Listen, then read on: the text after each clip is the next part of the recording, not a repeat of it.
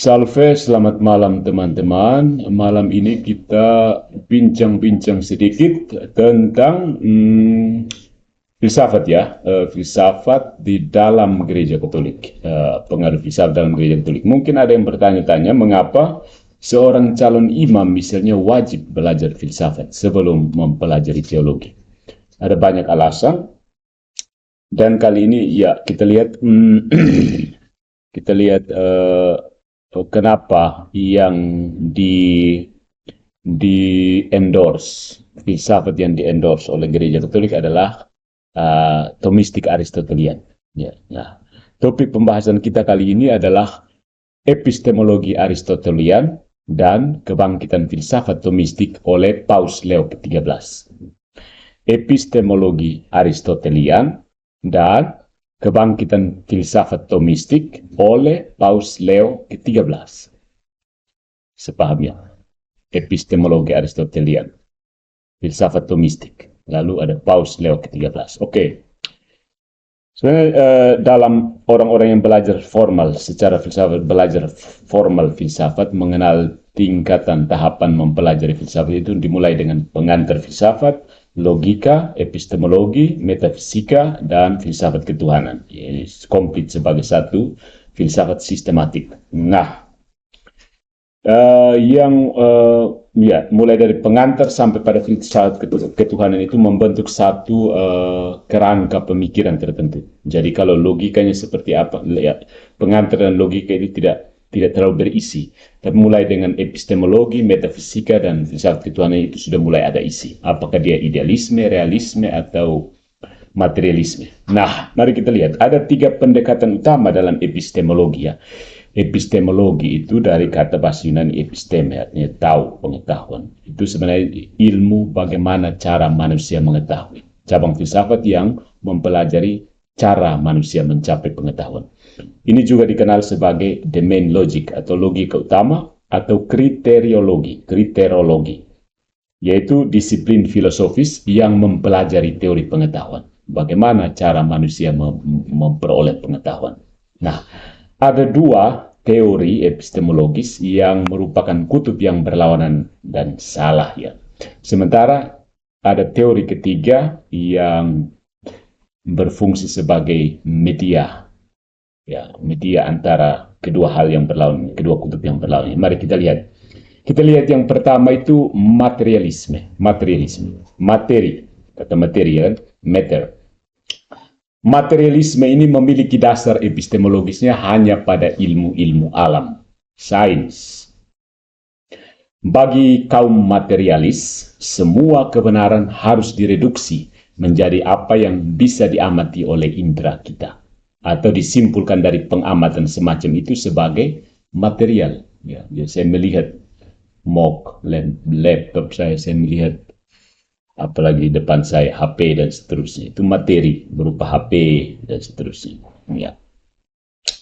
Karena itu biasanya kaum materialis mengakui ilmu alam sebagai ilmu tertinggi dan bentuk yang paling dapat diandalkan dari pengetahuan manusia.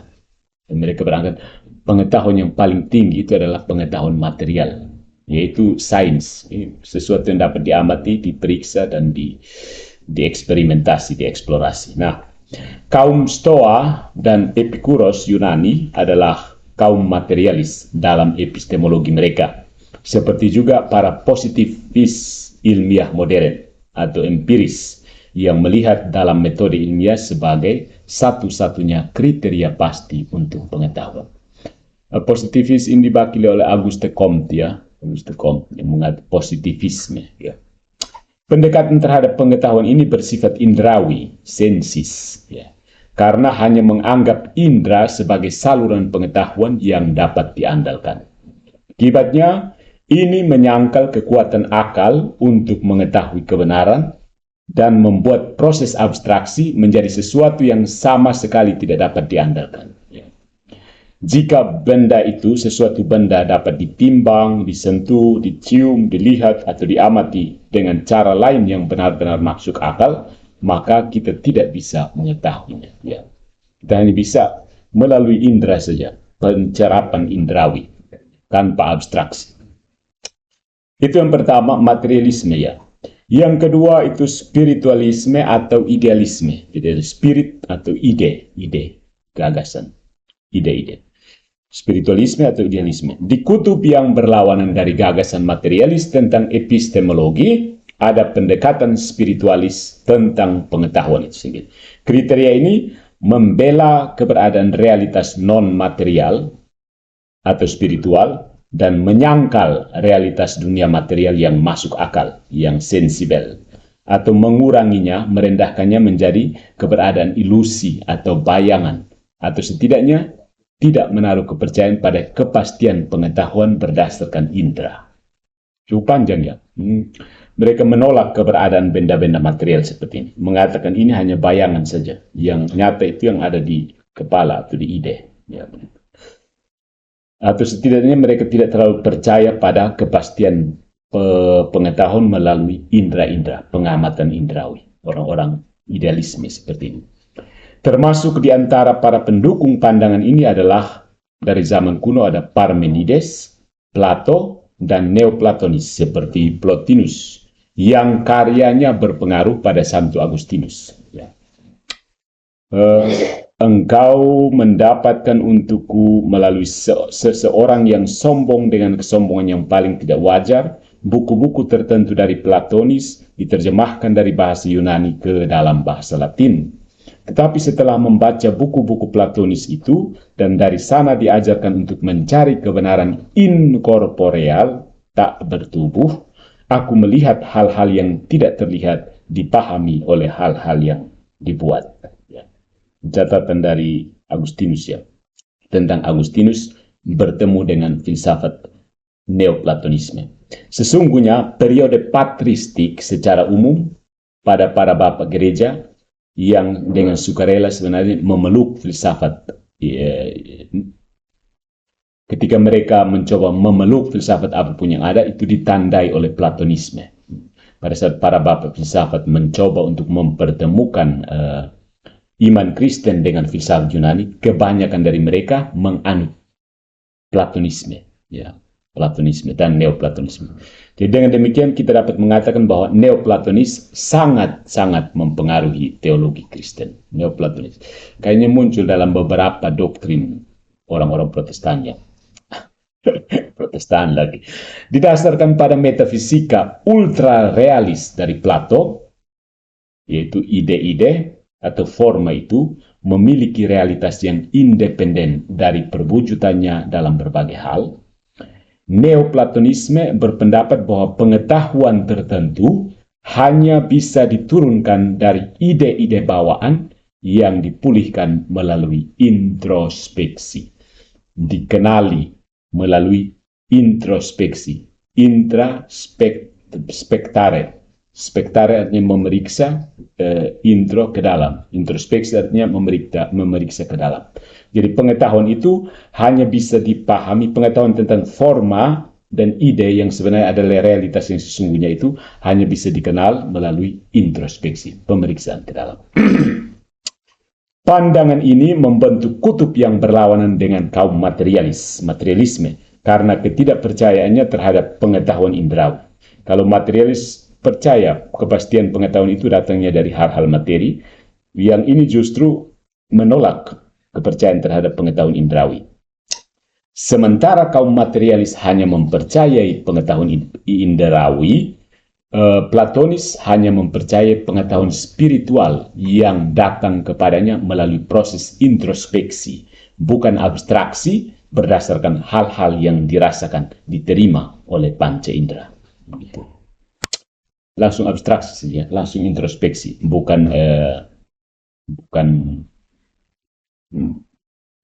abstraksi melalui penerimaan panca indera. Nah, gagasan pagan yang terkandung dalam pemikiran Platonis, misalnya perpindahan jiwa, keabadian alam semesta yang material, penghinaan terhadap hal-hal tubuh, hal-hal korporeal yang akan menyangkal kebaikan ciptaan atau bahkan inkarnasi, disingkirkan oleh para bapak gereja yang ortodoks. sikap Platonis negatif terhadap tubuh dan gagasan bahwa kebenaran dapat dicapai hanya dengan introspeksi memiliki kecenderungan yang menyimpang pada pemikiran Kristen di seluruh teologi patristik sekitar tahun 600 Masehi dan teologi monastik tahun 600 sampai 1200 Masehi. Nah, contoh kecenderungan menyimpang ini di era patristik dapat ditemukan dalam origenisme, Manikeanisme, dan Gnostisisme dalam berbagai manifestasi Kristianinya. Bahkan Arianisme dengan upaya membaptis demiurge Platonis dari Philo memiliki akar Platonis, punya akar Platonis. Argumen ontologis dari Santo Anselmus tentang eksistensi Allah, keberadaan Tuhan, dimulai seperti halnya dengan gagasan dalam pikiran dan mendalilkan pengetahuan a priori tentang Tuhan. Dan ini akan menjadi contoh efek merusak dari Platonisme dalam teologi monastik. Santo Thomas Aquinas kemudian menolak kemungkinan pengetahuan a priori tentang Tuhan dan memberikan 5 bukti atau 5 jalan atau 5 vie, the 5 ways, dengan menggunakan metodologi a posterioristik. A posteriori, sesuatu yang diamati, sesuatu yang bisa diamati. Kalau Anselmus itu sesuatu yang dibayangkan, a priori. Jadi media bahagia atau yang bisa disebut jalan tengah antara dua pandangan kriteriologis ini dapat ditemukan dalam pendekatan realis moderat dari Aristoteles yang kemudian dibaptis oleh Boethius dan terutama Santo Thomas Aquinas, OP, Ordo Predicatorum, atau Ordo Dominikan. Ya. Prinsip panduan epistemologi Aristotelian Thomistik adalah nihil est in intellectu, nisi prius fuerit in sensu. Nihil est in intellectu, nisi prius fuerit in sensu. There is nothing in the intellect unless it has first been in the sense.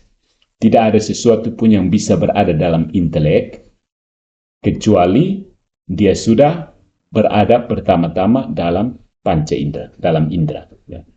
Dia, Aristoteles, menolak ide-ide bawaan dari Plato dan setuju dengan para materialis bahwa semua pengetahuan manusia yang valid harus berasal dari dan diuji oleh pengalaman indrawi.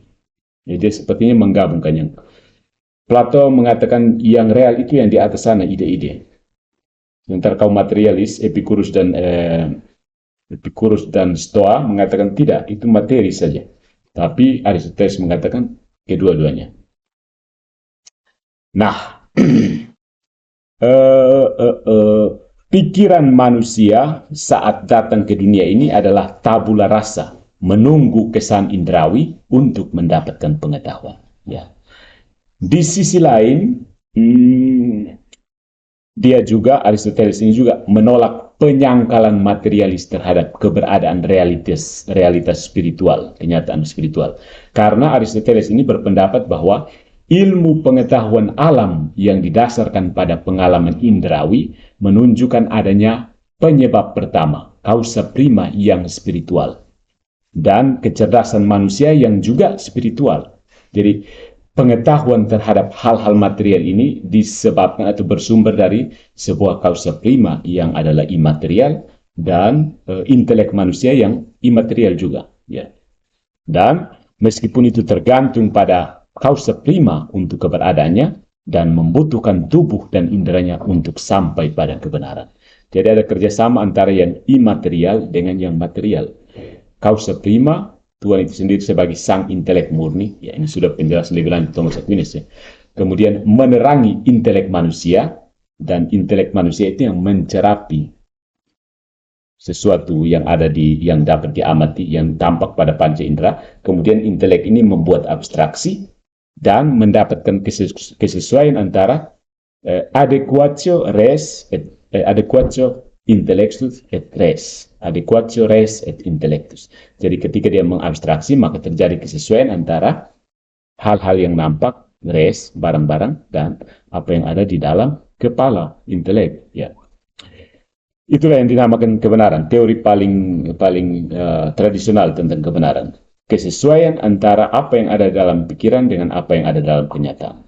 Dengan perhatian pada keduanya, pengetahuan indrawi dan realitas spiritual, Aristoteles mengembangkan ilmu metafisika yang mempelajari hubungan antara keduanya.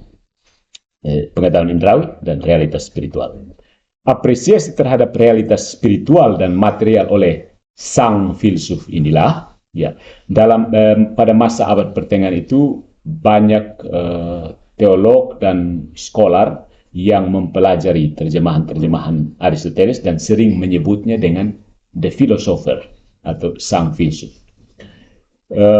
Apresiasi terhadap realitas spiritual dan material oleh sang filsuf inilah yang menuntun Santo Thomas Aquinas untuk menemukannya dalam filsafatnya seorang pelayan yang layak untuk teologi Kristen. Philosophia Ancilla Theologiae. Ancilla Domini itu Maria, ya. Philosophia Ancilla Theologiae. Filsafat itu pelayan teologi. Tapi mungkin kata bahasa Indonesia yang tepat itu filsafat adalah penolong teologi. Penolong lebih tepat. Kalau pakai pelayan ini punya makna sedikit peyoratif, ya, merendahkan. Penolong mungkin lebih tepat. Misteri-misteri iman dijelaskan secara lebih memadai, ingat, dalam sistem hilomorfik ini. Sistem hilomorfik itu sistem pemikirannya Aristoteles yang menyatakan hile dan morfe. Hile itu maksudnya materi dan morfe artinya bentuk, forma. Jadi sistem pemikiran Aristotelian itu sebenarnya hilemorfis, artinya materi dan forma. Segala sesuatu itu terdiri dari materi dan forma. Sistem itu dinamakan hilemorfis. Nah, iman dijelaskan secara lebih memadai dalam sistem hilomorfis ini yang menghormati kedua bentuk. Spiritual, yaitu realitas supermaterial, dan materi itu sendiri. Jadi forma dan materi. Nah, bagaimana ya prinsip hilomorfik ini diterapkan pada pemikiran Kristen? Prinsip materi dan forma. Itu bagaimana kalau diterapkan dalam pemikiran Kristen? Contohnya inkarnasi, misteri inkarnasi. Inkarnasi adalah tindakan Tuhan, peristiwa spiritual yang mendalam, namun itu adalah perwujudan Tuhan. Perwujudan Tuhan, ya. Pengambilan daging oleh Dia, ya. Itu inkarnasi. Sementara sakramen-sakramen adalah tanda-tanda lahiriah atau yang material yang ditetapkan oleh Kristus untuk memberikan rahmat yang spiritual. Ya, jadi sini ada sesuatu yang material berhubungan dengan sesuatu yang spiritual, sakramen, reinkarnasi, Tuhan yang imaterial mengambil kedagingan yang material itu. Ekaristi atau perayaan misa adalah kurban yang melibatkan persembahan kurban sejati yang hadir secara jasmani dan yang dikonsumsi juga secara jasmani oleh imam dan umat beriman, tetapi dengan penerimaannya, dengan menerima komuni, mens impletur gratia, pikiran dipenuhi dengan rahmat. Jadi pada saat merayakan Ekaristi yang adalah sumber dan puncak iman Kristen, di situ pikiran kita dipenuhi dengan rahmat. Nah, pendekatan filosofis yang layak harus memiliki tempat untuk realitas material dan spiritual. Tidak membenci yang satu atau mengabaikan yang lain. Sebenarnya harus punya dua tempat untuk keduanya. Aristotelianisme memberikan pandangan seperti itu bagi Santo Thomas Aquinas.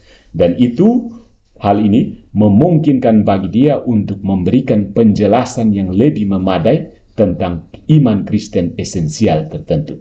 Contohnya yang pertama, Tuhan sebagai pencipta dan realitas penciptaan. Perbedaan nyata antara esensi dan eksistensi makhluk. Identitas mereka di dalam Tuhan. Tentang ciptaan, hubungan ciptaan dengan pencipta. Yang kedua adalah antropologi yang non-dualistik. Ya, tidak hanya menerima tubuh saja atau hanya menerima apa saja. Jiwa, tubuh dan jiwa, non-dualistik. Dan yang ketiga, rahmat itu menyempurnakan kodrat. Rahmat menyempurnakan kodrat. Nah, kebangkitan kembali filsafat Kristiani oleh Paus Leo ke-13 sebagaimana yang dianjurkannya dalam ensikliknya tahun 1879, Eterni Patris, Bapa yang kekal, berkaitan dengan pembatalan, tanda petik, perselisihan pahit hari-hari ini yang sebab-sebab berbuahnya adalah ini, bahwa kesimpulan palsu mengenai hal-hal ilahi dan manusiawi yang berasal dari sekolah-sekolah filsafat sekarang telah merayap ke dalam semua tatanan negara dan telah diterima dengan persetujuan bersama secara massal. Sebelum menjelaskan mengapa kebangkitan atau revivalitasnya memilih epistemologi Aristoteles, memang Paus ini memilih filosofia perennis, filsafat abadi, dalam integritasnya sebagaimana terkandung dalam doktrin Santo Thomas Aquinas, untuk membatalkan kesalahan Immanuel Kant dan David Hume yang dia menggunakan itu pada zaman ketika Paus Leo ke-13 membangkitkan kembali filsafat Thomistik. Ini maksudnya untuk membatalkan kesalahan yang pada saat itu di-endorse, digagas oleh Immanuel Kant dan David Hume. Nah, mari kita lihat apa saja kesalahan, fatalitas dari pemikiran Kant dan Hume, sehingga harus Paus Leo ke-13 mengendorse filsafat Thomistik untuk melawan pemikiran kedua orang tersebut. Kita lihat Immanuel Kant dan David Hume. Immanuel Kant yang hidup 1724 sampai 1804 mengusulkan suatu bentuk idealisme yang menyatakan bahwa epistemologi kan, meskipun kita tidak dapat mengetahui dunia material itu sendiri, kita dapat membentuk hukum-hukum alam ilmiah umum tentang dunia material itu sebagai hipotesis yang sesuai dengan pengalaman indrawi kita. Ya. Walaupun kita tidak tahu tentang dunia material sesungguhnya, kita bisa membuat hipotesis terhadapnya, terhadap pengalaman indrawi kita. Yang penting bagi Kant adalah konsistensi yang ada antara kategori bawaan dalam pikiran manusia yang mirip seperti ide bawaan Plato, dan realitas yang ada di luar, realitas yang kita alami. Ya. Jadi menurut definisi, kebenaran adalah kesesuaian pikiran dengan realitas, seperti yang ditegaskan oleh kebijaksanaan zaman. Ini menjadi tergantikan dalam sistem Kant ini dengan kebenaran berarti konsistensi antara kategori bawaan dalam pikiran dan fenomena, yaitu penampilan yang kita alami. Jadi hanya fenomena saja yang bisa kita kenal. Kita tidak sungguh bisa memahami sesuatu dalam dirinya sendiri. Namun yang sulit dipahami adalah pengetahuan tentang hal itu sendiri. Das Ding an sich. Benda itu di dalam dirinya sendiri. Karena kita hanya bisa mengenal fenomenanya saja, mengenal penampakannya saja. Das Ding an sich atau nomenanya tidak bisa dikenal. Jadi Kant ini menyangkal kemampuan kita untuk mengetahui hal-hal sebagaimana adanya. Dia menyangkal. Ya. Kita tidak bisa tahu tentang sesuatu sebagaimana adanya. Apa adanya. Das Ding an sich. Nomena dari sesuatu. Nah, yang berikut, meskipun adalah seorang empiris, berdasarkan pengalaman empiris, yang pasti orang akan berpikir harus membuatnya sensis, berpedoman pada indera, dan karena itu positivis dalam epistemologinya. Ternyata David Hume yang lahir 1711 sampai 1776 berargumen bahkan untuk skeptisisme. Dia berargumen mendukung skeptisisme bahkan dalam hal ilmu alam. Dia skeptis terhadap ilmu-ilmu pasti, ilmu-ilmu sains. David Hume ini, karena dia mengklaim bahwa gagasan sebab dan akibat hanya mencerminkan harapan kita bahwa segala sesuatu akan berjalan seperti biasa. Ya. Tetapi gagasan itu, kausalitas ini, tidak didasarkan pada data indrawi apapun. Menarik kan? Karena indera kita hanya menunjukkan kepada kita bahwa satu hal terjadi setelah hal yang lain. Satu terjadi, kemudian satu terjadi, kemudian kitalah yang menyimpulkan bahwa ini terjadi karena ini. Bukan yang satu adalah penyebab yang lain. Menurut Kant, dengan merongrong gagasan kausalitas dan kemampuan pikiran untuk membedakannya, Hume benar-benar menghancurkan dasar-dasar metode ilmiah, karena metode itu bergantung pada pengamatan dan proses induksi logis. Nah, Kant dan Hume telah melampaui kesalahan epistemologis dari prekursor idealis dan materialis masing-masing dari zaman kuno, zaman sebelumnya. Orang dahulu menerima bahwa pikiran bisa tahu keliru pada ekstrem yang berlawanan tentang apa yang merupakan kriteria pengetahuan yang tepat. Namun, rekan-rekan modern mereka, David dan Immanuel, menyangkal kemampuan manusia untuk mengetahui realitas. Ya. Konon, Kant dan Hume memang menganjurkan unsur-unsur terburuk dari rayuan filosofis idealisme dan materialisme yang menentang dan abadi.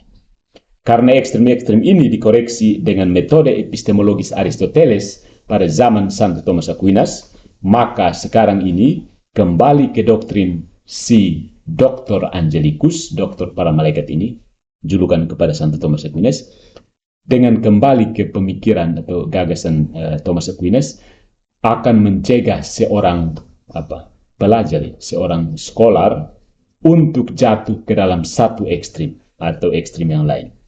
Ya. Sensis atau spiritualis. Ya, tidak peduli siapa pendukung kesalahan itu. Ya.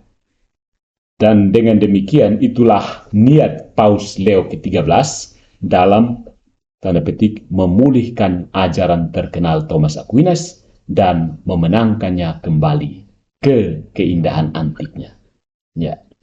Jadi dengan demikian itulah alasan mengapa para calon imam perlu mempelajari seluruh aliran filsafat berdasarkan sejarah filsafat, terutama filsafat barat, untuk kemudian secara khusus mendalami metafisika, epistemologi, dan filsafat ketuhanan dari Thomas Aquinas. Jadi metafisika dalam studi-studi filsafat yang terutama untuk formasi calon imam biasanya bergulat dengan metafisikanya Thomistik Aristotelian. Itu menjadi basis untuk teologi Katolik. Nah, semua calon imam wajib mengetahui semua aliran filsafat dan mempelajari sejarah pemikiran, namun kemudian harus memfokuskan diri pada filsafat Thomas Aquinas. Ini secara hukum kanon wajib.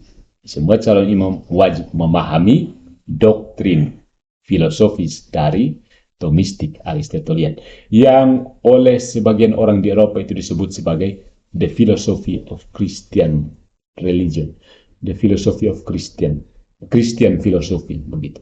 Itu Thomistik Aristotelian. Jadi Aristotelian Thomistik, karena Aristoteles kan lebih dulu. Jadi prinsipnya seperti Aristoteles mengemukakan gagasan, lalu kemudian Santo Thomas membaptisnya menjadi Kristen. Seperti itu. Jadi selamat berfilsafat bagi orang-orang Katolik yang sementara belajar filsafat secara formal, mungkin di bangku-bangku filsafat. Mari kita terus mempelajari dan mendalami filsafat Thomistik sebagai antitesis dari modernisme, yang adalah induk dari segala heresi. Terima kasih. Yang mau baca lebih lanjut bisa lihat dari Father Benedict Ashley, OP, Choosing an Epistemological Approach to Human Experience. Ini ada di internet. Lalu ya beberapa catatan dari Confessions Augustinus dan ensiklik Paus Leo ke-13 Aeterni Patris. Ya, itu yang perlu dibaca. Bagaimana revivalitas filsafat Thomistik dalam Gereja Katolik.